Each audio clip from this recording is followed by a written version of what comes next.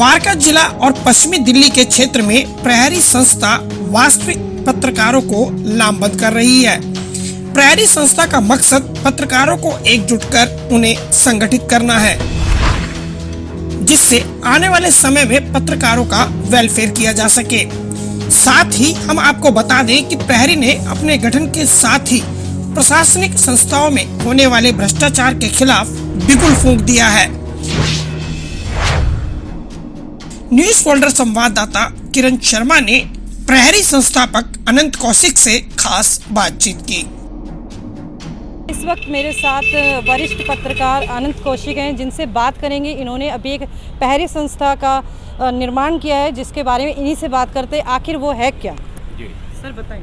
देखिए, प्रहरी के जो मायने हैं, press reporter alliance to help all residents of India, यानी भारत के जितने नागरिक हैं उनकी मदद के लिए पत्रकारों के द्वारा बनाया हुआ एक संगठन, दैट इज़ कॉल्ड प्रहरी। वही प्रहरी के नाम से जाना जाता है।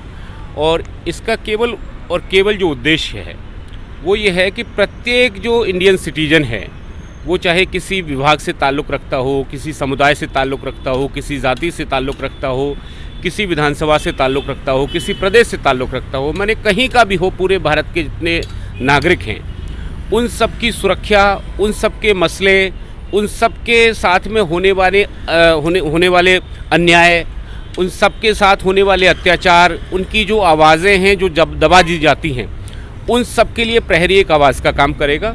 और इसके अलावा जितने हमारे पत्रकार साथी हैं, अभी हम लोगों ने इसकी जो सीमा अभी हाल फिलहाल जो तय की है वो द्वारका और सराउंडिंग वेस्ट दिल्ली, उसके अलावा हम इसको धीरे धीरे प्रसार करेंगे पूरे दिल्ली और एनसीआर क्षेत्र में।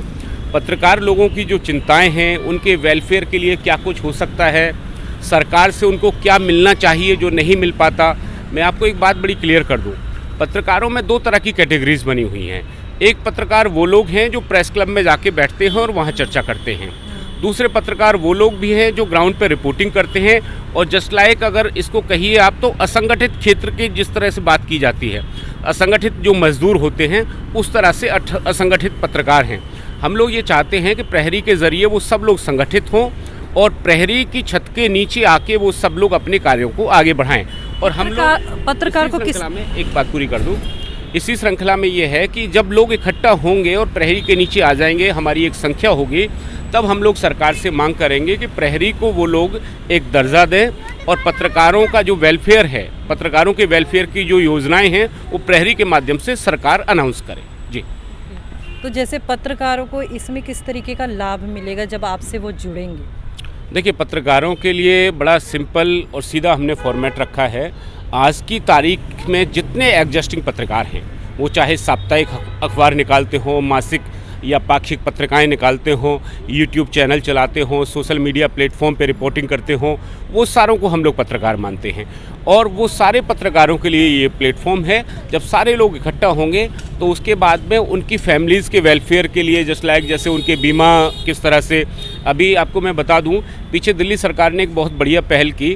जो दिल्ली के वकील थे, जो एडवोकेट्स थे, उनके लिए तमाम तरह की जो चीज़ें थी वो लॉन्च की गई, just like health insurance policy, और उनके कल्याण के लिए दुर्घटना के बीमा का एक कोर्स बनाया गया।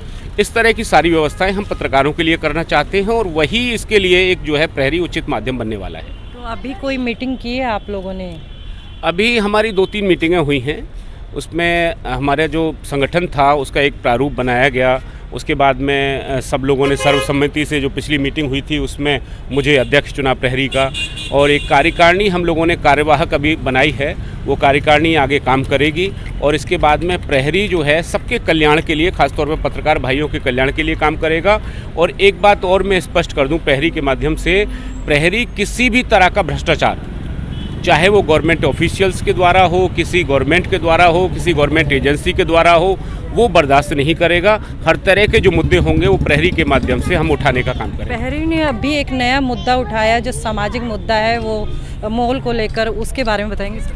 देखिए, मॉल की बात करें या फिर आप बाज़ारों में चले जाएं, एक बड़ी आम समस्या यहाँ देखने में आती है, न सिर्फ दिल्ली में बल्कि पूरे हिंदुस्तान में, कि लोगों के पास जितना है वो उतने में संतुष्ट नहीं है। यानी कोई दुकान वाला है तो दुकान के अलावा वो फुटपाथ पे जब तक बाहर सामान न रखे तब तक उसको चैन नहीं पड़ता। हम समझते हैं व्यापार का विषय है, लेकिन व्यापार दुकान के अंदर भी किया जा सकता है।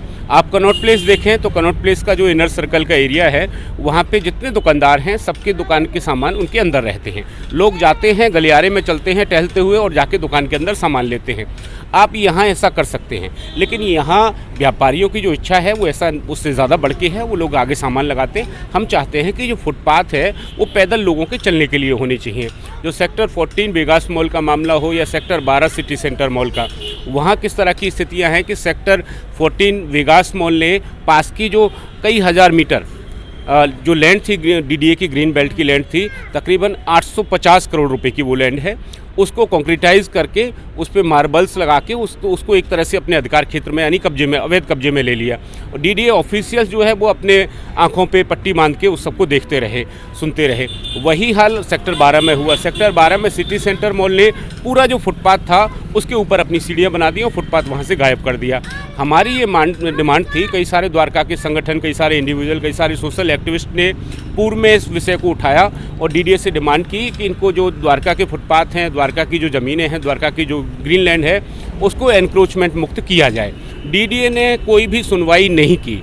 अब प्रहरी ने जब इस विषय को उठाया है तो प्रहरी इसको अंजाम तक पहुंचाएगा। हम लोगों ने जो चीफ इंजीनियर हैं मंगलापुरी बैठते हैं द्वारका जोन के, उनके समक्ष ये डिमांड की है। अगले 1 हफ्ते का हम लोगों ने समय दिया है।